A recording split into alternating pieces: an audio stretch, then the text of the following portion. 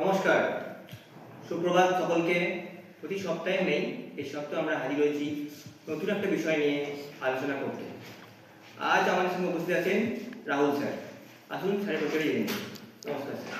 নমস্কার, আমি Rahul Mukherjee, Durgapur government ITI fitter instructor তথা আমি ট্রেনিং প্লেসমেন্ট সেলটাও দেখি। আচ্ছা, তো স্যার আপনি তো ট্রেনিং প্লেসমেন্ট সেলটা দেখেন, তো আমার প্রশ্ন হচ্ছে এই ট্রেনিং প্লেসমেন্ট সেল বিষয়টি কি, যদি আমাদের স্টুডেন্টদের এই বিষয়ে ধারণা দেন একটু। অবশ্যই ধন্যবাদ। ট্রেনিং প্লেসমেন্ট সেল দেখুন, এই আইটিআই ইন্ডাস্ট্রিয়াল ট্রেনিং ইনস্টিটিউশন যেখানে বিভিন্ন স্কিল ছাত্রদের তৈরি করা হয়।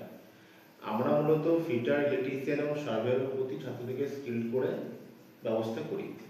এবার এদের স্কিল্ড হওয়ার পরবর্তী যে পদক্ষেপ সেটাই হচ্ছে কিন্তু প্লেসমেন্ট। অর্থাৎ একজন ছাত্র যে আমাদের কলেজ থেকে স্কিল্ড হবে, তারপর তাকে একটা চাকরির অপরচুনিটি বা চাকরির জায়গা তৈরি করে দেওয়া। তার জন্য আমরা যে মেথডটাকে ফলো করি সেটাই হচ্ছে ট্রেনিং প্লেসমেন্ট সেল। বাহ, তো স্যার খুব ভালোভাবেই এই ট্রেনিং প্লেসমেন্ট সেল বিষয়টা বুঝিয়ে দিলেন। তো স্যারের কাছে আমার পরবর্তী প্রশ্ন, তো আপনি তো এই স্যারে অনেকদিন থেকে কাজ করছেন, তো আপনি কোন কোন কোম্পানির সাথে টাই আপ করতে পেরেছেন এখন অবধি যদি বলেন। আমরা চেষ্টা করছি, অনেকগুলো ক্যাম্পাস ড্রাইভ আমরা অ্যারেঞ্জও করেছি। যেহেতু একটা সমস্যা, ছাত্ররা বাইরে কর্মমুখী হতে একটু অসুবিধা হয়, তাই আমরা চেষ্টা করেছি কিছু লোকাল কোম্পানির সাথে ট্যাগ তৈরি করে তাদের সাথে ক্যাম্পাস ড্রাইভে অ্যাপ্রোচ করা। এটা আমরা করতেও পেরেছি। আমরা জামুরিয়ার সুপার স্মেল্টার লিমিটেড, দুর্গাপুর বাসকোবার শোভা সোলার, এছাড়াও হাওড়ার কৃষক আমাদের অনেক ছেলেই কাজ করছে।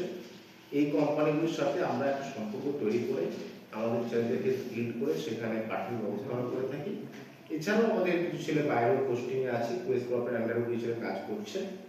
তারা তাদের এই যে কাজ করার দক্ষতার মাধ্যমে নিজেদের যে এক্সপিরিয়েন্স সেটা গ্যাদারিং করছে, পরবর্তীকালে হয়তো আরো ভালো অপরচুনিটি পাবে।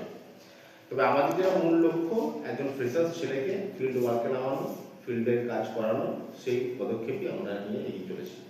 একদম, এটা ভালো লাগলো যে আপনি বলছেন ছেলেরা বাইরে যেতে চায় না, তাই আপনি চেষ্টা করছেন পশ্চিমবঙ্গের মধ্যেই তাদেরকে এস্টাবলিশ করে দেওয়া।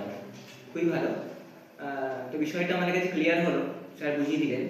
তো আপনি আগামী দিনের স্টুডেন্টের উদ্দেশ্যে কি বলতে চান?